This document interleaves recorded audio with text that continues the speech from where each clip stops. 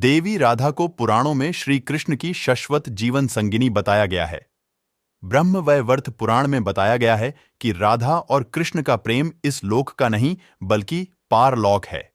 सृष्टि के आरंभ से और सृष्टि के अंत होने के बाद भी दोनों नित्य गोलोक में वास करते हैं। लेकिन लौकिक जगत में श्री कृष्ण और राधा का प्रेम मानवीय रूप में था, और इस रूप में इनके मिलन और प्रेम की शुरुआत की बड़ी ही रोचक कथा है।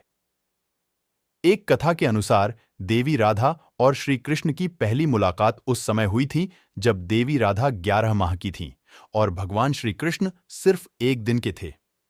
मौका था श्री कृष्ण का जन्मोत्सव। मान्यता है कि देवी राधा भगवान श्री कृष्ण से 11 माह बड़े थीं और कृष्ण के जन्मोत्सव पर अपनी माता कीर्ति के साथ नंदगांव आई थी। यहाँ श्री कृष्ण पालने में झूल रहे थे और राधा माता की गोद में थी। भगवान श्री कृष्ण और देवी राधा की दूसरी मुलाकात लौकिक न होकर अलौकिक थी।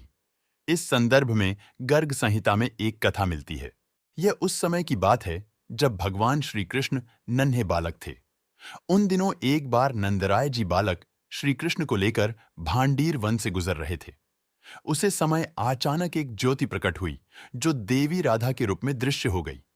देवी राधा के दर्शन पाकर नंदराय जी आनंदित हो गए। राधा ने कहा कि श्री कृष्ण को उन्हें सौंप दें। नंदराय जी ने श्री कृष्ण को राधा जी की गोद में दे दिया। श्री कृष्ण बाल रूप त्याग कर किशोर बन गए। तभी ब्रह्मा जी भी वहां उपस्थित हुए। ब्रह्मा जी ने कृष्ण का विवाह राधा से करवा दिया। कुछ समय तक कृष्ण राधा के संग इसी वन में रहे। फिर देवी राधा ने कृष्ण को उनके बाल रूप में नंदराय जी को सौंप दिया।